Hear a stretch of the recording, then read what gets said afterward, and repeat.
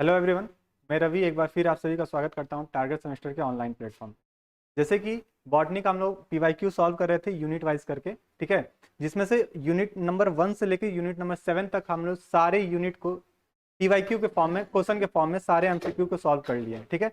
ऐसे एमसीक्यू जो कि एग्जाम के लिए इंपॉर्टेंट है ना। और यहाँ से क्वेश्चन बार बार एग्जाम में अराइज होते रहते हैं। ऐसे क्वेश्चन को हम लोग चूज किए हैं और उसी को हम लोग यहाँ पे सॉल्व कर रहे हैं, उसी प्रैक्टिस कर रहे हैं। आज की क्लास में, अभी क्लास में हम लोग यूनिट नंबर 8 को, यूनिट नंबर जो 8 है उसके जितने भी इंपॉर्टेंट क्वेश्चन होते हैं, ठीक है।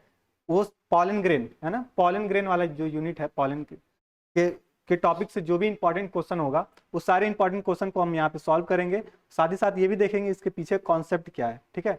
तो अगर चाहते हैं आप इस पीडीएफ को लेना जिससे और अच्छे से प्रैक्टिस कर सके, तो ऐप को डाउनलोड कर लीजिए, टारगेट गुरुकुल। वहाँ पे आप पीडीएफ आप इजीली फॉर्म में वहां से आपको मिल सकता है। यूनिट नंबर 8 करके दिया होगा सारथी बैच में, ठीक है। तो वहां पे आपको पीडीएफ मिल जाएगा। साथ ही साथ आप व्हाट्सएप ग्रुप से भी जुड़ सकते हैं, सारथी फॉर बीएससी सेकंड सेमेस्टर के नाम से होगा, है ना, जिसका लिंक आपके डिस्क्रिप्शन बॉक्स में देख रखा हुआ है।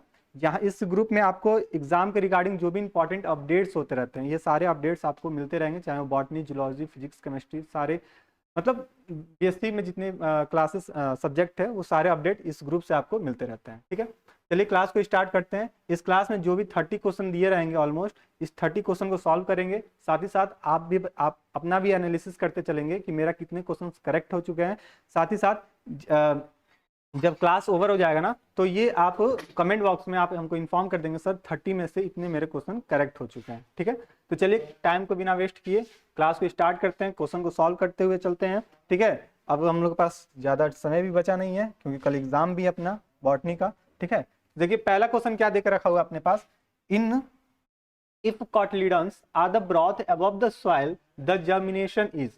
अगर कोई कॉटलीडन है, बीज पत्र, जिसको हम लोग बीज पत्र कहते हैं, अगर मिट्टी से बाहर निकल रहा है और फिर क्या कर रहा है, जर्मिनेट कर रहा है, तो उस दौरान उसको हम लोग इफिजियल के नाम से जानते हैं। यानी कि ऑप्शन नंबर जो बी हो जाएगा अपना करेक्ट हो जाएगा। चलिए सेकंड क्वेश्चन पे आते हैं। इसमें हम लोग बस क्वेश्चन का आंसर देखते हुए रैपिड फॉर्म में चलते चलेंगे, ठीक है। आप लोग क्या करेंगे, इस सारे क्वेश्चन का आंसर जो होगा, ठीक है, ये सारे क्वेश्चन का आंसर आप लोग अपने दिमाग में बैठा लीजिए कि इस टाइप का अगर क्वेश्चन आता है तो इसका आंसर ये होने वाला है। चलिए सेकंड क्वेश्चन पे आते हैं। The micropyle in the seed develops help the entry of. अब जो माइक्रोपाइल होता है ना सीड में, अब ये डेवलप कर रहा है, तो यहाँ पे जो प्रवेश करने, देखिए हिंदी में देखिए, बीज के विकसित होने वाला माइक्रोपाइल, ये देखो हटा दो इसको, प्रवेश करने में मदद करता है। तो किसका प्रवेश करने, किसकी एंट्री के लिए रिस्पॉन्सिबल होता है, तो वाटर के एंट्री के लिए रिस्पॉन्सिबल होता है, यानी कि पानी को इंटर कराने के लिए रिस्पॉन्सिबल होता है। ऑप्शन नंबर जो ए हो जाएगा सेकंड का, वो अपना करेक्ट हो जाने वाला है। चलिए क्वेश्चन नंबर थर्ड पे आते हैं। क्वेश्चन नंबर थर्ड है removal of seed coat in the dormant seed by the mechanical method is called. अगर क्या कर रहे हैं, सीड कोट को हम हटा दे रहे हैं, ठीक है, किसी सीड का सीड कोट को हटा दे रहे हैं, ठीक है, मैकेनिकल मेथड के थ्रू, तो इस प्रोसेस को हम लोग किस नाम से जानते हैं, तो उसको बोलते हैं स्क्रेलिफिकेशन। क्या बोलते हैं उसको, स्क्रेलिफिकेशन। यानी कि ऑप्शन नंबर जो सी हो जाएगा अपना करेक्ट हो जाएगा थर्ड का। चलिए क्वेश्चन नंबर 4 पे आते हैं। क्वेश्चन नंबर 4 क्या दिया हुआ है, when the seed show hypogeal germination the parts of that push the cotyledons into the soil is. अभी देखो फर्स्ट वाला क्वेश्चन क्या हो गया, उसी का वही क्वेश्चन है, लैंग्वेज क्या किया है, चेंज कर दिया पूछने का तरीका। तो इसको क्या हो जाएगा, इपिकोटाइल, ठीक है। यानी कि ऑप्शन नंबर जो ए हो जाएगा अपना करेक्ट हो जाएगा। अगर इस फॉर्म में भी आंसर क्वेश्चन आता है तो आप वहां पे बता सकते हैं। चलिए क्वेश्चन नंबर 5 पे आइए, ठीक है। हाइपोन्जियल जर्मिनेशन इज फाउंड इन। जो हाइपोन्जियल जर्मिनेशन होता है वो किस में देखने को मिलता है, तो ये बताएंगे सर ये किस में देखने को मिलता है, मेज में देखने को मिलता है, ठीक है। ऑप्शन नंबर जो बी हो जाएगा अपना करेक्ट हो जाएगा, ठीक है। तो 5 का ऑप्शन नंबर जो बी है अपना सही हो गया, मेज। चलिए क्वेश्चन नंबर 6 पे आते हैं। Protective layer of the radical during the seed germination and angiosperm formation is. अब क्या हो रहा है कि प्रोटेक्टिव लेयर बताना है कब, कब बताना है, जब सीड का जर्मिनेशन हो रहा है या फिर एंडोस्पर्म का फॉर्मेशन हो रहा है, तो उस दौरान जो प्रोटेक्टिव लेयर होता है वो क्या होता है, तो वो होता है कोलोराइजा होता है। क्या होता है, कोलोराइजा। यानी कि ऑप्शन नंबर जो बी हो जाएगा अपना 6 का, ये क्या हो जाएगा, करेक्ट हो जाएगा, ठीक है। 6 के बाद आते हैं 7th पे। 7th अपना क्या देकर रखा हुआ है, when the seed germination while the fruit is attached to the parent plant is called। क्या हो गया, जब सीड जर्मिनेट कर रहा है उस दौरान जो फ्रूट होता है वो क्या होता है, अपने पेरेंट से जुड़ा रहता है। इस टाइप का, इसको क्या कहते हैं, तो इसको बोलते हैं वीपी पेरी। क्या बोलते हैं इसको, वीवी पेरी कहते हैं। इसका मतलब ये होता है सीड जर्मिनेट। ये डायरेक्ट डिफिनीशन ही आप पूछ लिया एग्जाम, ठीक है। तो ये एग्जाम में ये इंपॉर्टेंट है, डायरेक्ट डिफिनीशन भी आपसे पूछ सकता है कि बता दीजिए वीवी पेरी का एक डिफिनीशन क्या होता है। यहाँ पे क्या दिया, डिफिनीशन लिख दिया, बस उसका फिनोमिना बताना था। तो यहाँ पे क्या होता है, इसको वीवी पेरी कहते हैं। यानी कि जो फ्रूट बन रहा है, ठीक है, फ्रूट बनने के दौरान क्या होता है, उसके जो सीड होते हैं वो क्या होता है, पेरेंट से जुड़े रहते हैं, पेरेंट प्लांट से जुड़े रहते हैं सीड जर्मिनेशन के दौरान, ठीक है। क्वेश्चन नंबर 8 पे आते हैं। इसका क्या हो जाएगा, ऑप्शन नंबर जो बी हो जाएगा अपना करेक्ट हो जाएगा। 8 पे आते हैं। Vivipary is the characteristic feature of. अब जो वीवी पेरी होता है किसका कैरेक्टरिस्टिक फीचर होता है, तो ये कैरेक्टरिस्टिक फीचर होता है हेलोफाइट्स के। किसके होते हैं, हेलोफाइट्स के होते हैं। जीरोफाइट, हाइड्रोफाइट, इस सब के फीचर नहीं होते हैं, वो होता है हेलोफाइट्स के कैरेक्टरिस्टिक फीचर। यानी कि ऑप्शन नंबर जो सी हो जाएगा क्वेश्चन नंबर 8 का, वो अपना क्या हो जाएगा, करेक्ट हो जाएगा, ठीक है। चलिए क्वेश्चन नंबर 9 पे आते हैं। चलिए, स्कुलेटम इज ए। अब जो स्कुलेटम होता है वो कैसा हो, क्या होता है, ये क्या होता है, सील्ड शेप का होता है, कॉटिलीडन और मोनोकॉट में, ठीक है। कॉटिलीडन्स ऑफ मोनोकॉट में ये पाया जाता है स्कुलेटम। यानी कि ऑप्शन नंबर जो बी हो जाएगा इसका करेक्ट हो जाएगा। आगे चलते हैं, 9 पे बाद 10 पे आते हैं। द 10 दिया है, the tegmen of the seed develops from. अब क्या दे रहा है कि बीज में टैगमेन विकसित होता है, किससे विकसित होता है, तो बताएंगे सर ये विकसित होता है इंट्यूगमेंट से। किससे होता है, इंट्यूगमेंट से होता है, ठीक है, इंट्यूगमेंट। अगर ऑप्शन में आपसे इंट्यूगमेंट दिया तब तो ठीक है, अगर वहां पे ऑप्शन आउटर और इनर दे दिया तब वहां पे आपको दिक्कत हो जाएगा। तो अगर आउटर और इनर देकर रखा हुआ है तो हम किसकी बात कर रहे हैं, टैगमेन की बात कर रहे हैं ना, सीड डेवलप के दौरान टैगमेन की बात कर रहे हैं। तो वहां पे इनर इंट्यूगमेंट होता है। कैसा होता है, इनर इंट्यूगमेंट होता है। यानी कि ऑप्शन नंबर जो सी हो जाएगा अपना करेक्ट हो जाएगा, ठीक है। तो क्वेश्चन नंबर 10 का ऑप्शन नंबर जो सी है अपना करेक्ट हो गया। चलिए 11 पे आते हैं। 11 क्या दिया है, सीड में बी डिफाइंड हैज। अब सीड को कैसे हम डिफाइन कर सकते हैं, क्या वो पका हुआ अंडाकार होता है, ठीक है, क्या वो निषेचित अंडाशय होता है, क्या वो जिम्नोस गाइनोसियम होता है, क्या वो भ्रूण होता है। तो इसका आंसर जो मोस्ट एक्सेप्टेबल आंसर होगा इस ऑप्शन के अकॉर्डिंग, तो वो हो सकता है पका हुआ अंडाकर, ठीक है। तो ऑप्शन नंबर जो ए होगा अपना एक्सेप्टेबल आंसर हो सकता है इस क्वेश्चन के अकॉर्डिंग, ठीक है। चलिए क्वेश्चन नंबर 12 पे आते हैं। Embryonal axis is known as. अब जो एम्ब्रियोनल एक्सिस होता है उसको हम किस नाम से जानते हैं, ठीक है, क्या वो प्लीम्यूल होता है, या फिर वो हाइपोकोटाइल होता है, क्या वो इपिकोटाइल होता है, या फिर टिगेलम होता है, ठीक है। तो क्या पूछ रहा है हमको, एम्ब्रियोनल एक्सिस पूछ रहा है। तो एम्ब्रियोनल एक्सिस क्या हो सकता है, रिकॉर्ड कहाँ हो रहा है, एक सेकेंड, ठीक है। एम्ब्रियोनल एक्सिस की बात कर रहा है, वही एम्ब्रियोनल एक्सिस जब भी हम लोग बात किए थे सॉइल से क्या होता है, सॉइल से अगर सीड का ग्रोथ होता है ना, जब जर्मिनेट करता है तो वहां पे इपिकोटाइल आता है। तो वही चीज पूछ रहा है, एम्ब्रियोनल एक्सिस की बात कर रहे हैं, तो यहाँ पे क्या हो जाएगा, इपिकोटाइल हो जाएगा। यानी कि ऑप्शन नंबर जो सी हो जाएगा वो अपना करेक्ट हो जाएगा, ठीक है। 12 का क्या हो जाएगा, सी। 13 पे आए, 13 पे आते हैं। The reserve food material in castor seed mostly. अब जो कैस्टर सीड होते हैं उसमें जो फूड मटेरियल रिजर्व फॉर्म में रहते हैं वो कैसे रहते हैं, ठीक है। तो वो क्या होता है, कार्बोहाइड्रेट, प्रोटीन, ऑयल, शुगर। तो वो कैसा होता है, ऑयल के फॉर्म में स्टोर करके रखे रहते हैं, ठीक है, किसमें, कैस्टर सीड में, ठीक है। तो ये आपका इंपॉर्टेंट है एग्जाम के रिगार्डिंग कि ये रिजर्व फूड मटेरियल एग्जाम में पूछ लेता है कि बता दीजिए इसमें कौन सा फूड मटेरियल रिजर्व है। तो यहाँ पे हमको कैस्टर सीड की बात की गई है, तो ये ऑयल के फॉर्म में ये रिजर्व करके रखा रहता है, ठीक है। तो क्वेश्चन नंबर 13 का ऑप्शन नंबर जो सी हो जाएगा अपना करेक्ट हो जाएगा। चलिए 13 के बाद 14 पे आते हैं। 14 दिया है, करंकल इन कैस्टर सीड इज। अब कैस्टर सीड में जो करंकल होता है वो कैसे होते हैं, ठीक है। तो ये कैसे होते हैं, माइक्रोपाइलर आउटग्रोथ ऑफ इंट्यूगमेंट। क्या मतलब, आउटग्रोथ, इंट्यूगमेंट का आउटग्रोथ होता है, ठीक है, इंट्यूगमेंट का आउटग्रोथ होता है कौन, करंकल। तो ऑप्शन नंबर जो ए हो जाएगा अपना करेक्ट हो जाएगा 14 का। चलिए 15 पे आते हैं। 15 दिया हुआ है, if moistened seed are the place in the following flask, ठीक है, they would germinate best in the flask containing. Suppose करो कोई फ्लास्क दिया हुआ है, कोई फ्लास्क है, इसमें क्या करेंगे, मॉइस्टेन सीड, ठीक है, नमी वाला सीड क्या करें, सीड है, बीज है उसको हम पानी में भिगो दिए, अब उसके अंदर मॉइस्चर आ गया, ठीक है। अब वो मॉइस्चर वाला सीड क्या किए, किसी फ्लास्क में रख दिया, उसको ढक दिए, ठीक है। अब पूछ रहा है कि ऐसा कौन सा फ्लास्क होगा जिसमें सीड अच्छे से ग्रोथ करेगा। पहला फ्लास्क है जिसमें कार्बन डाइऑक्साइड रखा गया है, भरा हुआ है, ठीक है।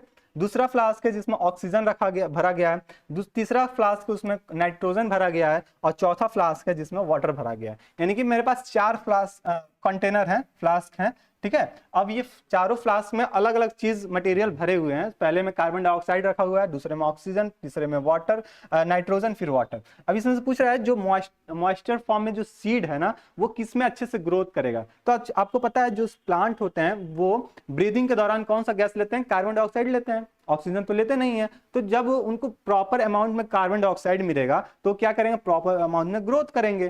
तो इस क्वेश्चन के अकॉर्डिंग अगर बात करें तो जिस फ्लास्क में कार्बन डाइऑक्साइड रहेंगे, ठीक है, वो फ्लास्क का जो सीड होगा वो जल्दी से जर्मिनेट करेगा, यानी जल्दी से ग्रो कर जाएगा, जर्मिनेट कर जाएगा, ठीक है। तो ऑप्शन नंबर जो ए हो जाएगा इसका अपना करेक्ट हो जाएगा 15 का।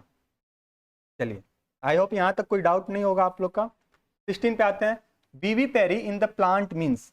अब प्लांट में जो वीवी पेरी होता है उसका मतलब क्या होता है, ठीक है।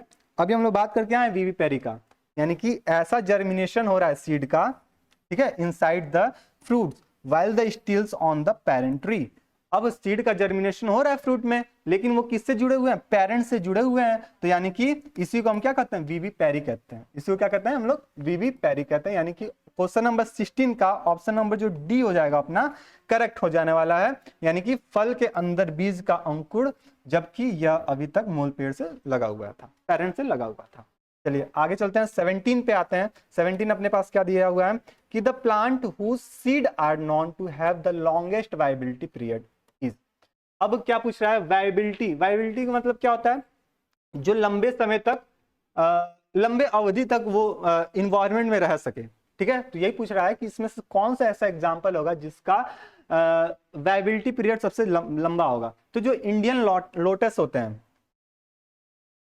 नेलुम्बो नेसीफेरा, ठीक है, इंडियन जो लोटस होते हैं ना, इसके नीचे अंडरलाइन कर लीजिए, इंडियन लोटस, इंडियन लोटस, ठीक है। जो इंडियन लोटस होता है उसका जो वायबिलिटी पीरियड होता है वो सीड, उस सीड का सबसे लंबा होता है। यानी कि ऑप्शन नंबर जो बी हो जाएगा अपना करेक्ट हो जाएगा, किसका, 17 का, है ना। ये भी इंपॉर्टेंट है क्वेश्चन, ठीक है। इसको भी आप अपने ध्यान में रखेंगे कि सबसे लॉन्गेस्ट वायबिलिटी पीरियड किसका होता है, तो बताएंगे इंडियन लोटस का। चलिए 18 के बाद 17 के बाद 18 पे आते हैं। 18 दिया है, the membranous leafy cotyledons are the found in the seed of, ठीक है। किसके सीड में लीफी कॉटिलिडन्स पाए जाते हैं, तो ये होते हैं आपके कैस्टोर के सीड में, ठीक है। तो ऑप्शन नंबर जो ए हो जाएगा 18 का अपना करेक्ट हो जाएगा। चलिए 19 पे आते हैं। Exalbuminous seeds are the found in. अब किसके अंदर हमको ये देखने को मिलता है, तो वो होता है आपका, क्या वो रिसनस में होता है, क्या वो सिकार में होता है, क्या वो टेमरिंडस में होता है। तो हम बताएंगे सर वो सिकार और टेमरिंडस, ठीक है। इसमें हमको ये एक्स एल्बुनियस सीड देखने को मिलता है। यानी कि ऑप्शन नंबर जो डी हो जाएगा एक साथ कलेक्टिवली हमारा क्या हो जाएगा, करेक्ट हो जाएगा। सीसर, सीसर एरिंटनम, ठीक है इसमें। चलिए क्वेश्चन नंबर 20 पे आते हैं। A seed is. अब जो सीड होता है वो क्या होता है, क्या वो डेवलप ओव्यूल होता है, क्या वो फर्टिलाइज्ड एंड डेवलप ओव्यूल होता है, क्या वो डेवलप ओवरी होता है, क्या वो फर्टिलाइज एंड डेवलप ओवरी होता है। तो अगर सीड की बात करते हैं, एक बीज की बात करते हैं, तो कैसा होता है, फर्टिलाइज्ड होता है, साथ ही साथ डेवलप्ड ओव्यूल होता है, ठीक है। क्या होता है, फर्टिलाइज होता है और साथ ही साथ डेवलप ओव्यूल होता है। यानी कि ऑप्शन नंबर जो बी हो जाएगा 20 का, वो क्या हो जाएगा अपना करेक्ट हो जाएगा। चलिए 20 के बाद 21 पे आते हैं। 21 है अपने पास, हिलम ऑफ सीड इज, ठीक है, बीज का हिलम है, हिलम ऑफ सीड इज। ये कैसे होते हैं 21, ये कैसे होते हैं, area through which pollen tubes enter the ovule, ठीक है। क्या वो सैक ऑफ माइक्रोपाइल होते हैं, क्या वो फ्यूनिकुलस होते हैं, है ना, या फिर glandular region with the attach with the pollen tube. Hindi में देखिए, क्या वो कवक का निशान होता है। जो हिलम होता है ना वो क्या होता है, फ्यूनिस, ये क्या होता है, ये एरिया होता है, मार्किंग होता है किसका, कवक का निशान होता है, यानी कि ऑप्शन नंबर जो बी हो जाएगा इसका, हीलियम, हीलियम के सीड का, वो क्या हो जाएगा, करेक्ट हो जाएगा। 21 के बाद 22 पे आइए। 22 क्वेश्चन देखिए।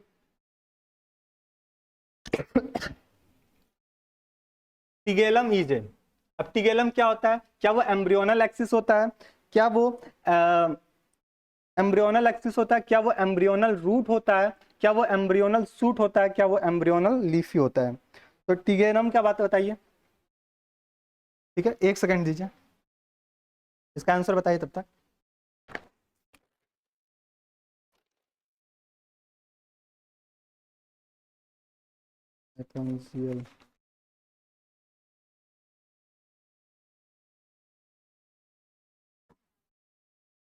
ठीक है, हाँ, हम लोग टिगेलम की बात कर रहे थे। तो ये क्या होता है, एम्ब्रियोनल एक्सिस होता है, एम्ब्रियोनिक एक्सिस होता है, क्या होता है, एम्ब्रियोनिक एक्सिस, यानी कि ऑप्शन नंबर ए क्या हो जाएगा अपना, करेक्ट हो जाएगा। चलिए 22 के बाद 23 पे आते हैं। 23 दिया है, the exalbuminous seeds the food is generally stored in. अब जो फूड होता है वो किस में स्टोर होता रहता है, तो वो होता है कॉटलीडन में। किस में होता है, कॉटलीडन में फूड को स्टोर करके रखा जाता है, किसके सीड में, एक्स एल्बिनियस सीड के, ठीक है। उसके फूड जो होता है कॉटलीडन्स में स्टोर करके रखा रहता है। चलिए 23 के बाद 24 पे आते हैं। 24 दिया है, integumentary outer growth present over the micropyle of castor seed, ठीक है। अब जो इंट्यूगमेंट की बात कर रहा है, जो इंट्यूगमेंट की बात कर रहा है किसका, माइक्रोपाइल का ना, कैस्टोर सीड का। तो ये क्या होता है, कहाँ होता है, चलाजल के फॉर्म में, चलाजल साइड पे देखने को मिलता है। चलिए इसका ऑप्शन क्या हो जाएगा, ए अपना करेक्ट हो जाएगा 24 का। 25 पे आते हैं, the remains of the nucellus present in the seed constitute, ठीक है। क्या वो एंडोस्पर्म होता है, क्या वो एंडोकार्प होता है, क्या वो पेरिकार्प होता है, क्या वो एक्सिल होता है, ए एक्स होगा यहाँ पे, एक्सिल। तो ये क्या होता है, एंडोकार्प होता है। ऑप्शन नंबर जो बी हो जाएगा अपना, करेक्ट हो जाएगा। चलिए 25 के बाद 26 पे आ जाते हैं हम लोग, है ना। आप लोग सब अपने अपना क्वेश्चन को एनालिसिस करते चलिएगा, मार्क करते चलिएगा कि मेरे इतने क्वेश्चन करेक्ट हो चुके हैं अभी तक, ठीक है। चलिए, इन एंडोस्पर्मिक सीड द कॉटलिडन्स आर, जो एंडोस्पर्मिक सीड होते हैं इसके कॉटलिडन्स कैसे होते हैं, तो कैसे होते हैं, तो इनके कॉटलिडन्स कैसे होते हैं, लेदरी फॉर्म में होते हैं। कई जगह लेदरी भी आपको ऑप्शन देखने को मिल जाएगा, कई जगह फ्लैसी भी देखने को मिल जाएगा, लेकिन अगर मोस्ट एक्सेप्टेबल की बात करेंगे तो लेदर के फॉर्म में देखने को मिलता है। फ्लैसी फॉर्म में भी हम कह सकते हैं, ऑप्शन में अगर ये दिया तो ठीक है, ये दिया तो ये भी ठीक है, यानी कि दोनों ऑप्शन यहाँ पे अगर बात करें यहाँ पे अपना करेक्ट हो सकता है। अगर किसी ऑप्शन में फ्लैश दिया है तो ये भी हम लोग सही हो गया, है ना। कहीं में फ्लैश ना देके लेदर दिया है तभी भी हमारा करेक्ट हो सकता है। तो यहाँ पे ए और बी दोनों को हमको लेके चलेंगे, ठीक है। चलिए 26 के बाद 27 पे आते हैं। 27 क्या दिया है, एलेरॉन लेयर इज। अब एलेनॉन लेयर क्या सा होता है, ये क्या होता है, आउटर लेयर ऑफ स्कुलेटम होता है, scutellum, sorry, outer layer of scutellum होता है ये, ठीक है। तो ऑप्शन नंबर जो ए हो जाएगा 27 का, वो अपना करेक्ट हो जाएगा। 27 के बाद 28 पे आइए। 28 क्या है यार, कोलराइजा इज। अब जो कोलराइजा होता है ये क्या सा होता है, ठीक है। क्या वो कवरिंग ऑफ रेडिकल होता है, क्या वो कवरिंग ऑफ प्लीम्यूल होता है, क्या वो प्लीम्यूल्स एंड रेडिमेंट्री सीथ होता है, क्या वो रेडिकल एंड रूट कैप होता है। तो कोलराइजा की बात करते हैं, ये कवरिंग ऑफ रेडिकल होता है, क्या होता है ये, कवरिंग ऑफ रेडिकल, यानी कि ऑप्शन नंबर जो इसका ए हो जाएगा 28 का, वो अपना करेक्ट हो जाने वाला है। चलिए 28 के बाद 29 पे आते हैं। 29 अपने पास क्या है, the function of caruncle is to. अब कैरेंकल का फंक्शन क्या होता है ये बताना हमको। तो जो फंक्शन ऑफ कैरेंकल की बात करते हैं ना, ये क्या काम करता है, वाटर को एब्जॉर्ब करने का काम करता है, यानी कि absorb water and its inward transfer through the micropyle. यानी कि जो कैरेंकल का जो फंक्शन होता है, मेन फंक्शन की बात करें, ये क्या करता है, वाटर को एब्जॉर्ब करने का काम करता है, यानी कि ऑप्शन नंबर जो डी हो जाएगा 29 का, ये अपना क्या हो जाएगा, करेक्ट हो जाएगा। 30 पे आते हैं। 30 क्या दिया हुआ है, which of the following seed is without hilum and micropyle. इसमें से कौन सा ऐसा सीड है जो कि विदाउट माइक्रोपाइल और हिलम के होते हैं, ठीक है। तो अगर बात करें मेज का जो सीड होता है ना, मेज का जो सीड होता है ये इसमें कोई माइक्रोपाइल नहीं होते हैं, इसके पास कोई माइक्रोपाइल नहीं होता है, यानी कि ऑप्शन हम जो सी हो जाएगा अपना करेक्ट हो जाएगा। तो आई होप 30 क्वेश्चन आप लोग अच्छे से देखे होंगे सारे का। आई होप कि इसमें 30 में से आउट ऑफ 25 प्लस क्वेश्चन आपके सही मिले होंगे, ठीक है।